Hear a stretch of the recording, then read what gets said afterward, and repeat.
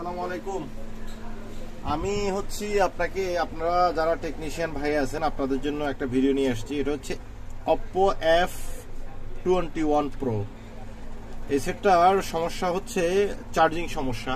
এটা যখন চার্জে লাগানো হয় তখন চার্জিং বারটা দেখায়, কিন্তু চার্জিংটা দেখায় হচ্ছে চার্জিং ঘর শো করে চার্জ হচ্ছে, কিন্তু আসলে চার্জটা বাড়ে না। এখন এটা ফার্স্টে হচ্ছে চার্জিং পোর্টটা চেঞ্জ করা হয়েছে। চার্জিং পোর্ট চেঞ্জ করার পরও কাজটার সমাধান আসতেছিল না। এখন মূলত প্রবলেমটা কোথায় আমি আপনাদেরকে ওটা দেখাচ্ছি।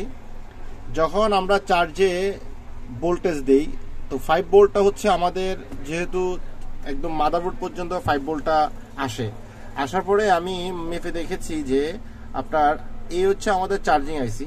এই চার্জিং আইসির যে ক্যাপাসিটরটা দেখতে পাচ্ছেন সেই ক্যাপাসিটরের গোড়ায় হচ্ছে আপনার ভোল্টেজ 5 ভোল্ট আসতেছে, এবং মজার ব্যাপার হচ্ছে চার্জিং আইসি হয়ে এই ক্যাপাসিটরের মাথায় 4 পয়েন্ট ভোল্টেজ আসতেছে। তার মানে হচ্ছে আমার আইসি ঠিক দেখাচ্ছে। এখন স্বাভাবিকভাবে যখন আমরা চার্জিং এ কোনো সমস্যা দেখি যে চার্জিং স্লো হচ্ছে অথবা চার্জ দেখাচ্ছে চার্জ বাড়তেছে না, সেই ক্ষেত্রে আমরা টেকনিশিয়ান যারা কাজ করি অনেক ক্ষেত্রে দেখা গেল কি আমরা চার্জিং পোর্টটা চেঞ্জ করি। অনেক সময় চার্জিং পোর্ট চেঞ্জ করলে হয়ে যায়, কিন্তু এই সেটটা F21 Pro যে সেটটা, এটাতে আমরা যেটা দেখতে পাইছি আমি, সেটা হচ্ছে যে আমি যখন চার্জে দিলাম তখন দেখা গেল কি আমার ভোল্টেজ যেহেতু আমার চার্জিং আইসির এই প্রান্তে ক্যাপাসিটরে এখানে যেহেতু আমার দেখা গেল কি যে এই ক্যাপাসিটরে এই মাথায় আমার 5 ভোল্ট আসতেছে, আবার এখানে আমার আইসি ভিতরে দিয়ে আমার আউটপুট হচ্ছে 4 ভোল্ট, তাহলে আমার সেটা চার্জ হওয়ার কথা। আমি অনেক চিন্তা করলাম যে চার্জিং আইসিটা চেঞ্জ করব, কিন্তু আমি চার্জিং আইসিটা চেঞ্জ করার আগে আমি চিন্তা করলাম যে আমি কয়েলটা একটু চেঞ্জ করে দেখি। হ্যাঁ, এই যে কয়েলটা দেখতে পাচ্ছেন আমি এই কয়েলটা চেঞ্জ করছি। কয়েলটা চেঞ্জ করার পরে এখন আমার চার্জটা 100% কাজ করছে।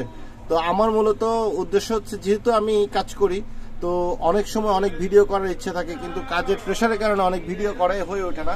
দেখা গেলো অনেক কাজ করি আমরা, যারা অনেক বেশি কাজের চাপ থাকে দেখা গেলো আমরা ভিডিওটা আসলে করার সুযোগ থাকে না। তো যেহেতু এই মডেলটা খুবই লেটেস্ট মডেল, যেহেতু এই মডেলটা খুবই আপগ্রেড মডেল, যার জন্য চিন্তা করলাম যে আমার যারা টেকনিশিয়ান ভাই অনেক সময় দেখা গেলো তারা অনেক পেরেশানিতে থাকে যে চার্জিং এসে চেঞ্জ করতেছে কিন্তু ক্যাপাসিটর চেঞ্জ করতেছে, অথবা অনেক সময় দেখা গেলো অনেক টেকনিশিয়ান ভাই সিপিইউ পর্যন্ত চেঞ্জ করে ফেলতেছে, রিভলভ করে ফেলতেছে, কিন্তু সেক্ষেত্রে তারা সলিউশনটা পাচ্ছে না। তো যার জন্য আমরা স্টেপ বাই স্টেপ যখন কাজগুলো করব, আমরা স্টেপ বাই স্টেপ যখন কাজ করব আমাদের কাজের সফলতার হার বেড়ে যাবে।